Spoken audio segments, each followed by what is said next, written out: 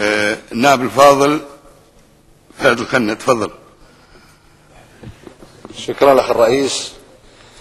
بسم الله الرحمن الرحيم. الحمد لله رب العالمين، وأصلي وأسلم على نبينا محمد وعلى آله وصحبه أجمعين.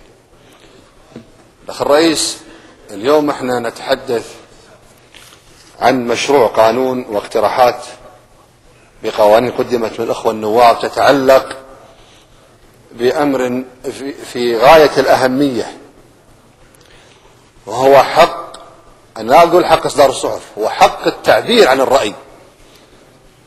أول شيء أنا أوجه شكري للأخوة مقدمي الاقتراحات، وأوجه شكري للحكومة والأخ الكريم وزير الإعلام أخونا أنس رشيد على جهوده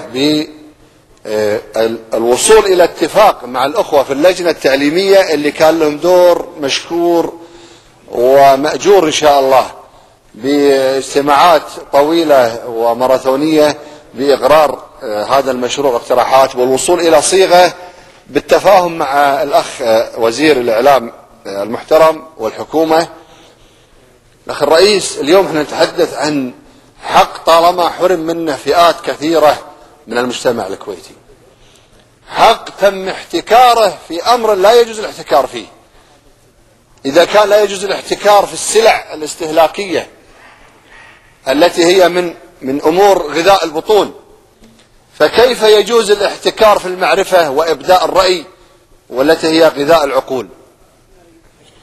أنا أشكر الأخوة في اللجنة التعليمية والأخ الوزير والحكومة على التوصل إلى هذا الاتفاق اللي أنا أعتبره إنجاز يحقق إذا حقق للمجلس حكومة ونواب، وإنجاز للشعب الكويتي ولحرية الرأي ولجميع المثقفين والأدباء وجميع أصحاب الرأي والقوى السياسية والقوى الاجتماعية كذلك، التي حرمت عقود من الزمان من حق التعبير عن رأيها بامتلاك وسائل الإعلام سواء الصحافة أو المجلات، مع دعمنا الكامل للأخوة في الصحافة المحلية الحالية.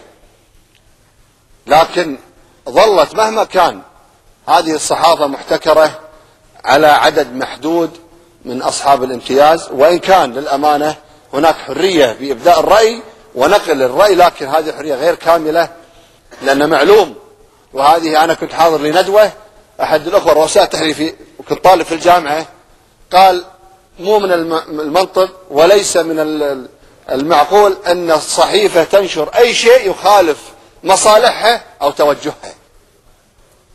الآن أصبح لكل صاحب رأي حق، وأنا أطلب من أخوي وزير الإعلام أن لا يكون هو أيضا بعد إصدار القانون قيد على حرية إصدار الصحف.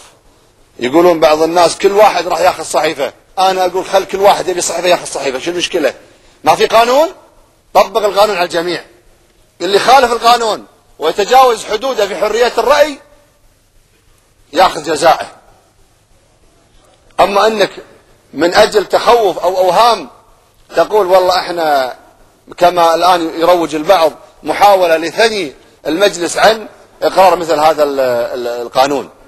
هذا القانون سيتيح لكل من حرم طول هذه العقود من الزمان عن التعبير عن رأيه وامتلاك وسائل إعلام مؤثرة مثل الصحافة أن يأخذ حقه، ويكون هناك توازن وعدالة بين المواطنين. الأمر الآخر الأخ الرئيس، أيضا أنا أثني على ما اتفقت عليه الحكومة واللجنة، وآمل أن يعني يتم الإقرار هذا المشروع كما تم الاتفاق عليه بين اللجنة والحكومة حتى يمشي هذا المشروع ويحقق إنجاز، بما يتعلق أولا بحق التظلم أمام القضاء الكويتي، هذا مكسب، وكذلك عدم إغلاق الصحف إلا أمام القضاء الكويتي، هذا مكسب للصحافة، وكذلك حق كل من يعلم بجريمة بالتبليغ عنها. لا تحرمون أي إنسان تجاوز في رأيه حدود الدين، الشريعة، القانون، الدستور، ينبغي لكل إنسان من حقه أن يعني يقدم شكوى من أجل أن يأخذ القانون مجراه. كذلك الأخ الرئيس، المدة قليلة لكن الموضوع حساس ومهم، بما يتعلق عن التعرض الذات الإلهية والأنبياء وأصحاب المصطفى الكريم صلى الله عليه وسلم رضي الله عنهم أجمعين وأمهات المؤمنين الطاهرات العفيفات، ينبغي أن يكون هذا القانون أيضا مؤكد على هذه العقوبة. شكرا أخي الرئيس.